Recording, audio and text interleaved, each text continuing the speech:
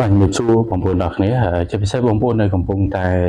ទស្សនានៅក្នុងវីដេអូរបស់ខ្ញុំទាំងគ្នាបាទអញ្ចឹងថ្ងៃនេះខ្ញុំនឹងលើកឡើងពាក់ព័ន្ធទៅនឹងចំណុចមួយចំនួនដោយបងប្អូនបានជ្រាបហើយពាក់ព័ន្ធទៅនឹងការបង្កើតក្រុមជំនុំបត្រៃបិដកចំនួនថ្មីថាតើគួរបង្កើតដែរឬក៏យ៉ាងម៉េចនេះគឺជាចំណុចមួយដែលឃើញបងប្អូនទាំងអស់គ្នាហើយជាពិសេសគឺមានការប្រតិកម្មទាំងការគ្រប់គ្រងហើយនិងការមិនគ្រប់គ្រងយើងចង់ដឹងថាតើ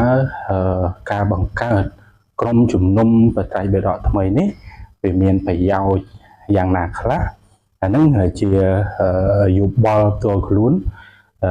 ដែលខ្ញុំនឹងធ្វើការលើកឡើងថាតើវាមានការផ្ដល់ផលប្រយោជន៍អ្វីខ្លះដល់ប្រជាពលរដ្ឋខ្មែរជាពិសេសគឺបងប្អូនដែលជាអ្នកកាន់ពុទ្ធសាសនាដោយបងប្អូនដឹងស្រាប់ហើយគម្ពីរបត្រៃបិដកនេះជាគម្ពីរគោលនៅក្នុងពុទ្ធសាសនាដែលប្រជាពលរដ្ឋដែលជាពុទ្ធសាសនិកហ្នឹងគឺយើងធ្វើការអនុវត្តធ្វើការគោរពប្រតិបត្តិគឺទៅតាមគម្ពីរបត្រៃបិដកហ្នឹងឯងយើងយកគម្ពីរបត្រៃបិដកជាគោលហើយការរៀបចំក្រុមជំនុំបត្រៃបិដកដែលមានជាភាសាខ្មែរម្ខាងមានជាភាសាបាលីម្ខាងហើយការបកប្រែមកជាភាសាជាតិហ្នឹងគឺមកក្នុងចំណោមប្រទេសដែលកាន់ពុទ្ធសាសនាមានតែប្រទេសកម្ពុជាយើងនឹងឯងដែលមានការបកប្រែជាភាសា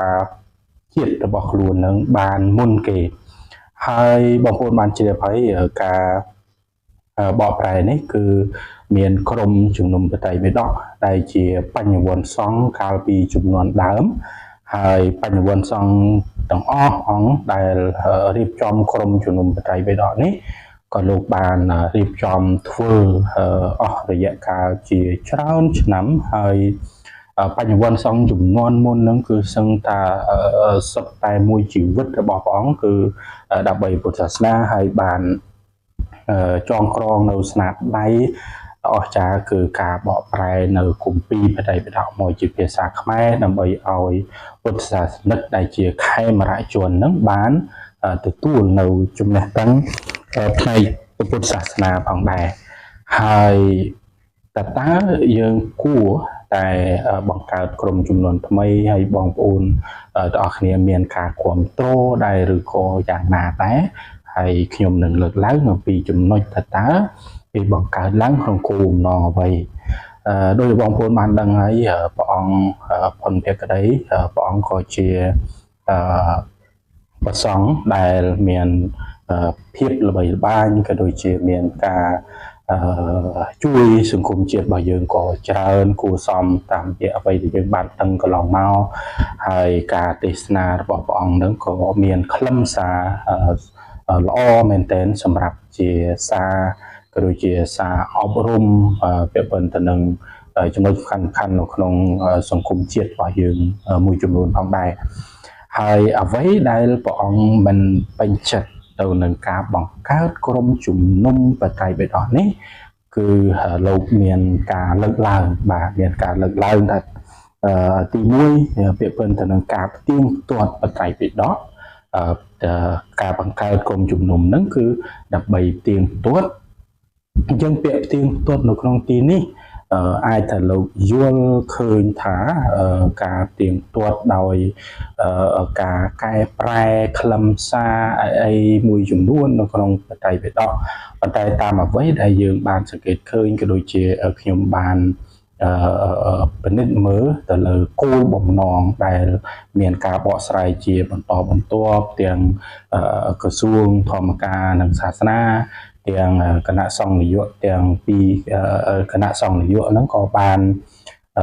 ធ្វើការបកស្រាយដែរពាក់ព័ន្ធទៅនឹង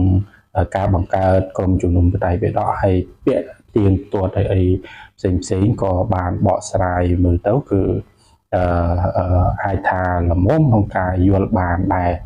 ពាក់ព័ន្ធទៅនឹងការទៀងទាត់នេះគឺមានគោលចំណុច សំខាន់អាចថា2ទី1ពាក់ព័ន្ធទៅនឹង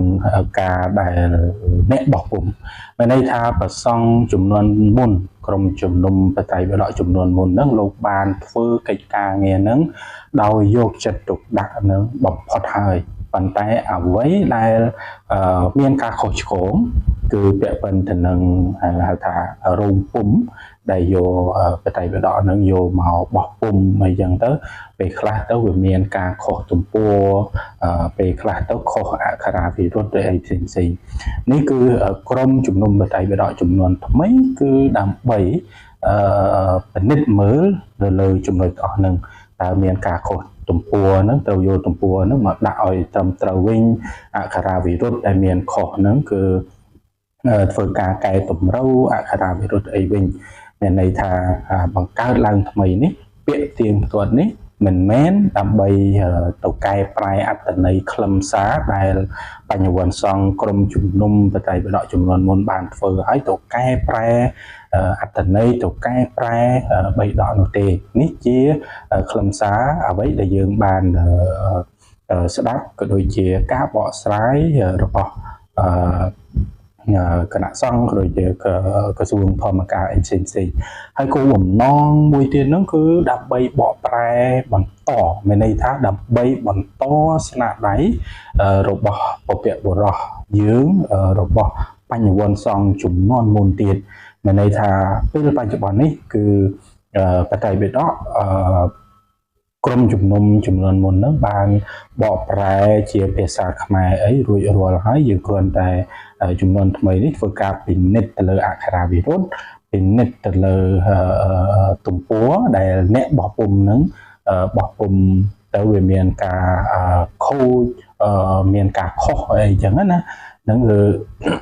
ជាងទៅលើចំណុចហ្នឹងហើយបន្តការងារនឹងបន្តទៀតគឺបកប្រែនៅគម្ពីរបន្ថែមផ្សេងដូចជាអត្ថកថាដែលក្នុងអត្ថកថាហ្នឹងគឺមានន័យថាបញ្យល់ខ្លឹមសារនៅក្នុងគម្ពីរបតៃបដកបងប្អូនដែលធ្លាប់អានបតៃបដកអាចដឹងហើយពេលខ្លះអត្ថន័យនៅក្នុងបតៃបដកហ្នឹងយើងពិបាកយល់ប៉ុន្តែនៅពេលដែលមានគម្ពីរឧទាហរណ៍ដូចជាអត្ថកថាដីកាយោជនាអីផ្សេងដើម្បីបញ្យល់សេចក្តីនៅក្នុងបៃដកហ្នឹងអាចធ្វើឲ្យយើងយល់ប៉ុន្តែពេលបច្ចុប្បន្ននេះគឺមានន័យថាអត់ទាន់មានការបកប្រែជាផ្លូវការដែលមានការទទួលស្គាល់នឹងបានគ្រប់គ្រាន់នៅឡើយទេមានន័យថាពេលខ្លះការបកប្រែហ្នឹងគឺទៅតាមអ្នកដែលគាត់ចេះដឹងអីចឹងទៅឬក៏ប្រសង់ដែលលោកមានជំនាញផ្នែកភាសាបាលីហ្នឹងលោកបកប្រែអីតែមួយអង្គឯងចឹងទៅអត់មានការត្រួតពិនិត្យអីច្បាស់លាស់អញ្ចឹងក៏មានការបង្កើតក្រុមជំនុំចំនួនថ្មីនេះគឺដើម្បីបកប្រែនៅគម្ពីរផ្សេងមានន័យថាបន្តពីស្នាដៃបន្តធ្វើនៅសកម្មភាពដែលពពកបុរសបញ្ញវន្តសង្ឃចំនួនមុនហ្នឹងបានធ្វើមកហើយមិនទាន់អស់បាទដោយបងប្អូនដឹងហើយបញ្ញវន្តសង្ឃអ្នកប្រាជ្ញប្រសង់របស់យើងគឺក្នុងរបបខ្មែរក្រហមហ្នឹងគឺត្រូវខ្មែរក្រហមនឹងសម្លាប់អស់ច្រើនអង្គហើយជាពិសេសគឺក្រុមជំនុំបតៃបដកនេះដោយបងប្អូនអាចបានដឹងខ្លះហើយពាក់ព័ន្ធទៅនឹងការសង្កត់របស់ប្រសង់ការសង្កត់របស់បញ្ញវន្តសង្ឃចំនួនមុនអីផ្សេងហើយចំណុចអស់នេះឯងដែលគេបង្កើតឡើងនៅការជំនុំក្រុមជំនុំបតៃបដកចំនួនថ្មីហ្នឹងគឺដើម្បីធ្វើទៅលើកិច្ចការងារទាំងអស់ហ្នឹងបច្ចុប្បន្ននេះនៅក្នុងពុទ្ធសាសនារបស់យើងបើទោះបីជាមានការរៀបចំការកែសម្រួលបកប្រែអីផ្សេងពីប្រសង់ចំនួនមុនមកក៏ដោយប៉ុន្តែយើងនៅខ្វះខាតពាក់ព័ន្ធទៅនឹងគម្ពីរផ្សេងបន្តទៀតដូចជាអត្ថកថាអីផ្សេងនេះគឺអត់ទាន់មានការបកប្រែណាដែលយើងអាចទទួលយកជាផ្លូវការមានន័យថាអត់ទាន់មានការត្រួតពិនិត្យអនុញ្ញាតជាផ្លូវការមួយទេ គឺមិនទាន់មាននៅឡើយដូច្នេះការបង្កើតក្រុមជំនុំបច្ច័យបេដកនេះដើម្បីធ្វើទៅលើកិច្ចការងារទាំងអស់ហ្នឹងតាមអ្វីដែលខ្ញុំសម្រាប់ជាការយល់ឃើញរបស់ខ្ញុំខ្លួនឯងគឺគ្រប់គ្រងទៅលើកិច្ចការងារទាំងអស់ហ្នឹងព្រោះដើម្បីឲ្យបានការបកប្រែនៅជាភាសាខ្មែរដើម្បីឲ្យបរិស័ទឬក៏ពុទ្ធបរិស័ទរបស់យើងហ្នឹងបានទទួលការងាយស្រួលក្នុងការសិក្សារៀនសូត្រស្វែងយល់ពីពុទ្ធសាសនាឲ្យបានច្បាស់លាស់តើការប្រតិបត្តិតាមបែបពុទ្ធសាសនាយើងត្រូវប្រតិបត្តិយ៉ាងណាហើយយើងត្រូវអនុវត្តគោរពបែបណាដើម្បីឲ្យវាត្រឹមត្រូវទៅតាមពុទ្ធសាសនាពិតប្រាកដជាក់ស្ដែងពីព្រោះបច្ចុប្បន្ននេះទាំងសភៅធัวសភៅអីផ្សេងក៏អាចថាមានការខុសឆ្គងខ្លះដោយសារតែយើងអត់មានការត្រួតពិនិត្យការចេញនៅការត្រួតពិនិត្យច្បាស់លាស់ទៅធ្វើឲ្យមានអាចថាកំហុសឆ្គងខ្លះពាក់ព័ន្ធទៅនឹងការបោះពុម្ពផ្សាយខាងផ្នែកពុទ្ធសាសនារបស់យើងប៉ុន្តែនៅពេលដែលបានអាចថាបង្កើតក្រុមជំនុំបច្ច័យបេដកនេះគឺជារឿងមួយដែលល្អដែរអានេះតាមអ្វីដែលខ្ញុំសង្កេតមើលក៏ដូចជាតាមការបកស្រាយរបស់អ្នកពាក្យព័ន្ធមួយចំនួនក្នុងការបង្កើតក្រុមជំនុំបច្ច័យបេដកនេះ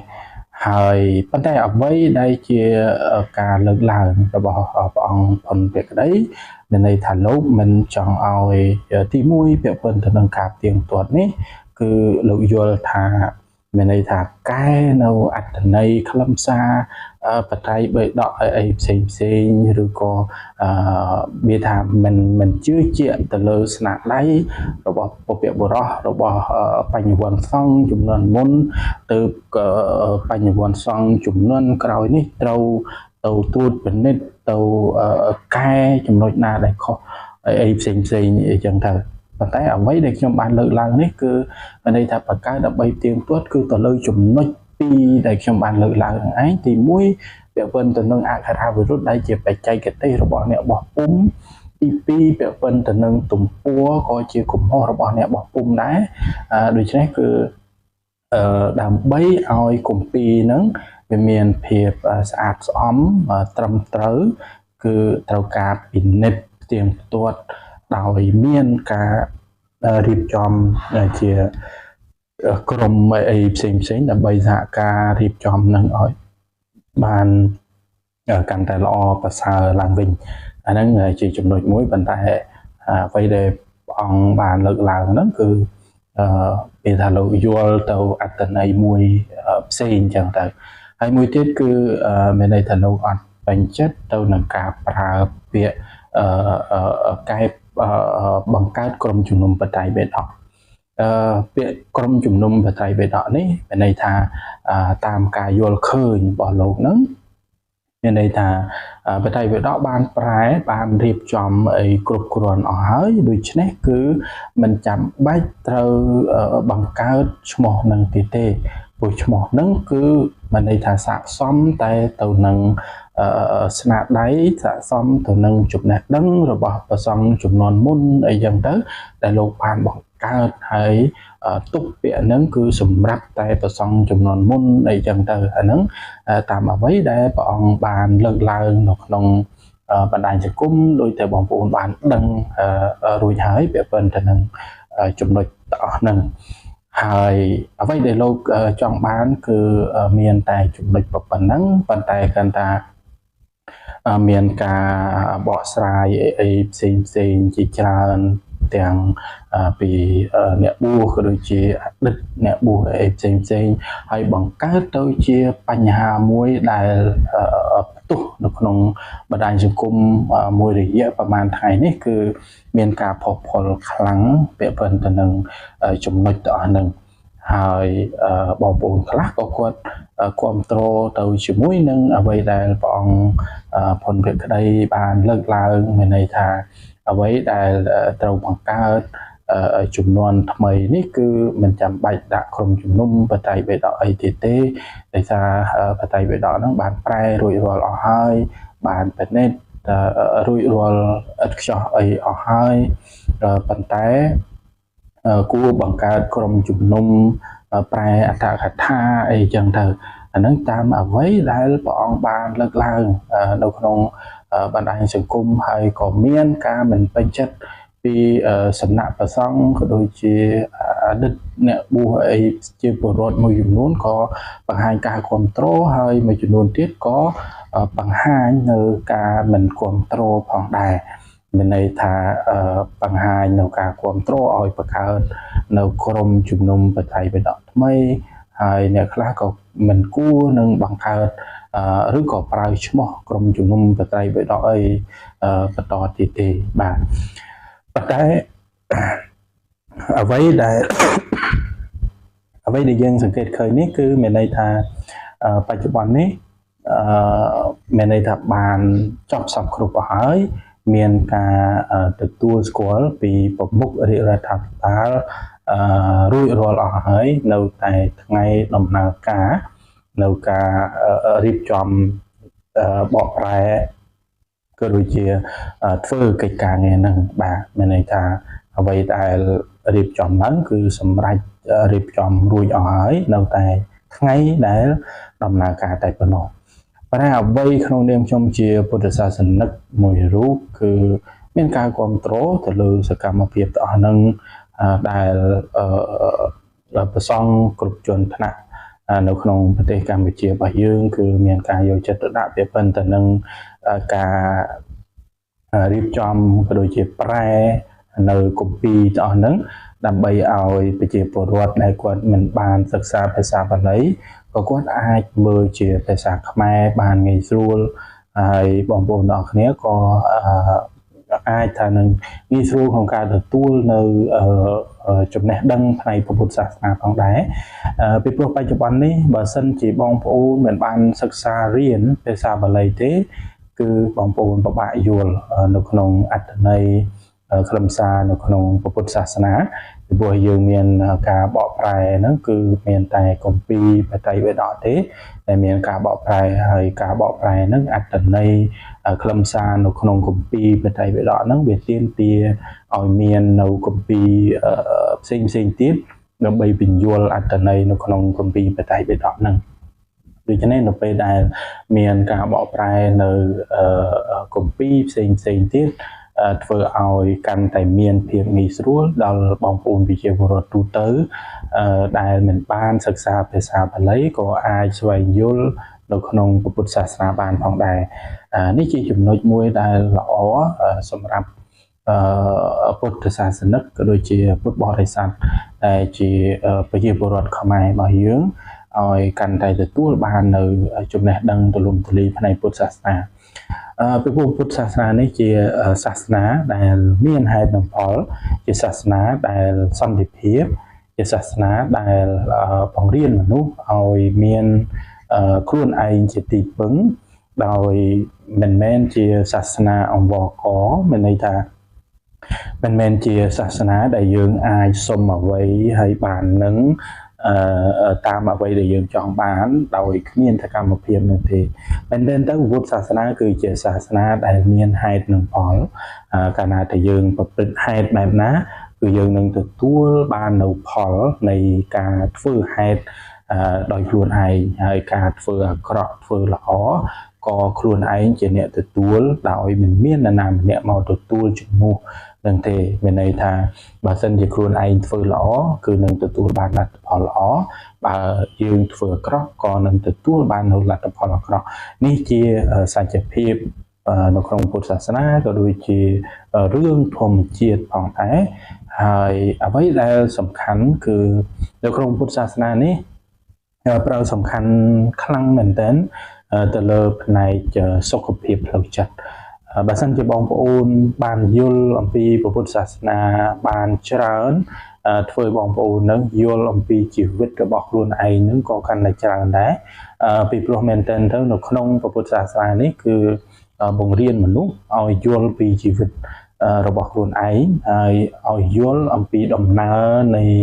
ការប្រព្រឹត្តទៅរបស់ធម្មជាតិមានន័យថាការកើតចាស់ឈឺស្លាប់នេះជាមរតករបស់មនុស្សយើងគ្រប់គ្នា អត់អាចមាននរណាម្នាក់កិច្ចផុតបានទេឈឺចាស់ស្លាប់អីនេះហើយបើទោះបីជាមានទ្រព្យសម្បត្តិប៉ុណ្ណារូបរាងស្អាតប៉ុណ្ណាក៏មិនអាចកិច្ចផុតទៅនឹងការកើតចាស់ឈឺស្លាប់នេះដែរមានន័យថាយើងទាំងអស់គ្នាជាបេក្ខជនដែលនឹងត្រូវស្លាប់ទាំងអស់គ្នាគ្មាននរណាម្នាក់អាចកិច្ចផុតទេហើយពុទ្ធសាសនាគឺបង្រៀនមនុស្សឲ្យស្គាល់អំពីការពិតនៃជីវិតនេះឯងប៉ុន្តែគាត់ថាពេលខ្លះយើងព្យាយាមមិនយល់អំពីការពិតព្យាយាមធ្វើយ៉ាងណាឲ្យជីវិតរបស់ខ្លួនឯងហ្នឹងរស់នៅក្នុងពិភពមួយដែលคล้ายប៉ុន្តែបើទោះបីជាយើងខំបន្លប់យ៉ាងណាការពិតនៃជីវិតដែលជាធម្មជាតិការពិតនៃជីវិតដែលវាប្រព្រឹត្តទៅតាមដំណើរធម្មជាតិហ្នឹងគឺវាត្រូវតែមានទោះបីជាយើងអត់ចង់ចាស់ប៉ុន្តែដំណើរធម្មជាតិកើតហើយត្រូវតែឈឺកើតហើយត្រូវតែចាស់យើងមិនចង់ឈឺធម្មជាតិកើតមកក៏ត្រូវតែឈឺហើយត្រូវតែចាស់ទីបំផុតនៃជីវិតក៏ត្រូវតែស្លាប់ដោយគ្មានអនាគតផុតទេនេះជារឿងរ៉ាវជាការពិតនៃជីវិតដែលនៅក្នុងពុទ្ធសាសនាគឺបានសម្ដែងល្អិតល្អន់ជាពិសេសគឺឲ្យមនុស្សនឹងឯងរស់នៅក្នុងសេចក្តីមិនប្រមាទមិនចាំបាច់ចង់ឈ្នះចង់ចាញ់គ្នាអីទេគឺនេះជាខ្លឹមសារនៅក្នុងពុទ្ធសាសនារបស់យើងបាទហើយសង្ឃឹមថាបងប្អូនទាំងគ្នាដែលស្ដាប់នៅក្នុងវីដេអូនេះនឹងបានយល់តើអ្វីដែលបងប្អូនភក្តីបានលើកឡើងគឺក៏ជាការព្រួយបារម្ភមួយរបស់លោកផងដែរមានន័យថាលោកក៏មិនមានចេតនាអាក្រក់អីដើម្បីនៅក្នុងពុទ្ធសាសនាអីរបស់យើងនោះដែរមានន័យថាការលើកឡើងរបស់ព្រះអង្គក៏ជាការព្រួយបារម្ភរបស់លោកមួយផ្នែកដែរហើយយើងស្ដាប់ទៅក៏វាហាក់បីដូចជាសមហេតុផលមួយយ៉ាងផងដែរវាប៉ុន្តែនឹងចំណុចខ្លះដែលលោកបានលើកឡើងប៉ុន្តែអ្វីដែលជារឿងគួរមោទនភាពអ្វីដែលជារឿងដែលយើងគួរតេញអរសាទរនេះគឺមានន័យថាមានការរៀបចំប្រែនៅគម្ពីរផ្សេងបន្ថែមទៀតដែលឲ្យមានភាពងាយស្រួលដល់បងប្អូនប្រជាពលរដ្ឋខ្មែរជាពិសេសគឺអ្នកដែលអត់បានរៀនភាសាបាលីហ្នឹងបានយល់អំពីខ្លឹមសារនៃពុទ្ធសាសនាបានកាន់តែច្រើនចឹងនៅពេលដែលបានយល់អំពីខ្លឹមសារនៃពុទ្ធសាសនាកាន់តែច្រើននៅក្នុងសង្គមហ្នឹងក៏កាន់តែមាននៅសេចក្តីសុខសន្តិភាពមាននៅមិនមាននៅអធិការមិនទៅមាននៅចោរកម្មអីផ្សេងដែលនាំឲ្យមានភាពវឹកវរនៅក្នុងសង្គមនឹងដែរនឹងជាចំណុចល្អហើយសង្ឃឹមថាអ្វីដែល